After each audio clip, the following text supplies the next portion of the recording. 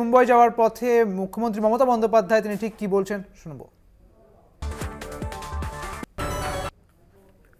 আমি হয়তো যেতে পারতাম না, কিন্তু এতবার করে আমন্ত্রণ জানিয়েছে যে একেবারে ছেলে থেকে শুরু করে নেতাজি থেকে শুরু করে মুম্বাই মুকেশজি থেকে শুরু করে বারবার, সেই জন্যই আমি যাচ্ছি।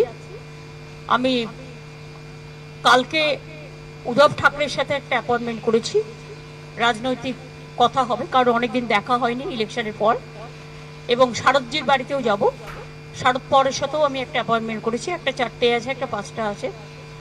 অখিলেশও কালকে গিয়ে পৌঁছবে, ওর সাথেও দেখা হলে হয়ে যেতে পারে, এখনো ঠিক হয়নি কখন পৌঁছবে না পৌঁছবে। আমি কালকে তারপরে বিয়েতে অ্যাটেন্ড করে আমি পরশুদিন ফিরে চলে আসবো। এই পর্যন্ত আমি আপনাদের একটা কথা বলি, কয়েকটা টিভি চ্যানেল খুব ভুলভাল উল্টোপাল্টা বিজেপির কথায় এম স্কোয়ার, অর্থাৎ ওদের একজন মালভিয়া আছে। এম স্কোয়ার বলতে আমি কি বোঝাচ্ছি আপনারা বুঝে নিতে পারছেন না। যা কীর্তি করেছে, কীর্তি ও কেলেঙ্কারি, যা বাংলার সংস্কৃতিতে খাপ খায় না, বাংলা কেন দেশের নয়। 2021 সালের একটা ঘটনা নিয়ে কোন একটা টিভি চ্যানেল, যদিও এটা মুকেশজির TV channel, I am sorry to say, এখানে আমি কোনো কম্প্রোমাইজ করি না।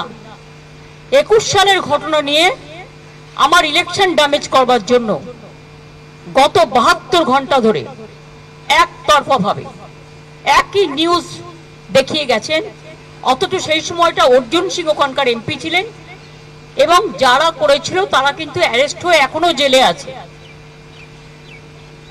যেমন আমি আজকে একটা ঘটনা দেখলাম ভাইরাল করছে, রানীবাদে একজন মারা গেছে, সব মৃত্যুই দুর্ভাগ্যজনক। আমি খোঁজ নিয়ে জানতে পারলাম ওটা একটা ফ্যামিলি ম্যাটার, পার্সোনাল এনিমিটি, সেটাকেও ইট ইজ নাথিং পলিটিক্যাল।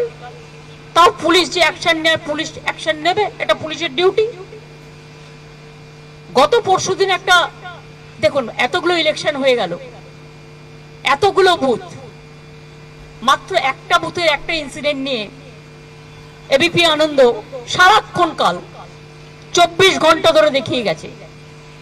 আর কোনো খবর নেই, একটাই খবর, তৃণমূল দেখলেই জব্বর খবর। আর যে মানুষগুলো শান্তিপূর্ণভাবে ভোট দিল, একটা মানুষ ভুল করতে পারে, হাজারটা নয়, সেটাও মানুষ নয়। আমি বলবো যদি কেউ করে থাকে তার বিরুদ্ধে অ্যাকশন হবে। 29 জন অ্যারেস্ট হয়েছে, চোখ নেই কান নেই, দেখতে পায় না। কয়েকটা টিভি চ্যানেল বাড়াবাড়ি করে উত্তেজনা চলাচ্ছে, প্ররোচনামূলক বিবৃতির মাধ্যমে লোককে মিসলিড করছেন, ভুল বোঝাচ্ছে। আর অপসংস্কৃতির কাণ্ডারি হয়ে এরা মোদি মিডিয়া হয়ে গেছে।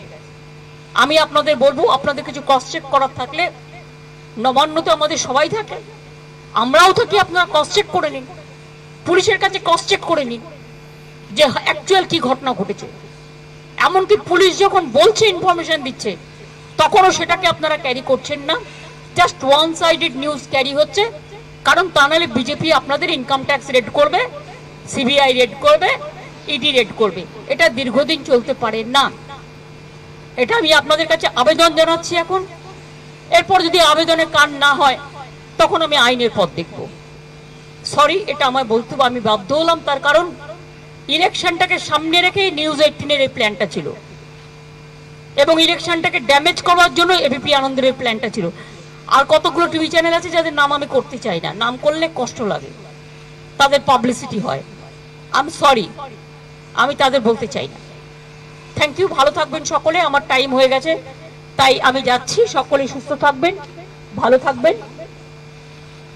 আমি চাই উল্টোরথ এবং মহরম সবকিছু শান্তিপূর্ণভাবে হোক, যাতে কোনো অসুবিধে না হয়। এটা সব আজকে আমি আর কোশ্চেনের উত্তর দিতে পারছি না, because I am late now.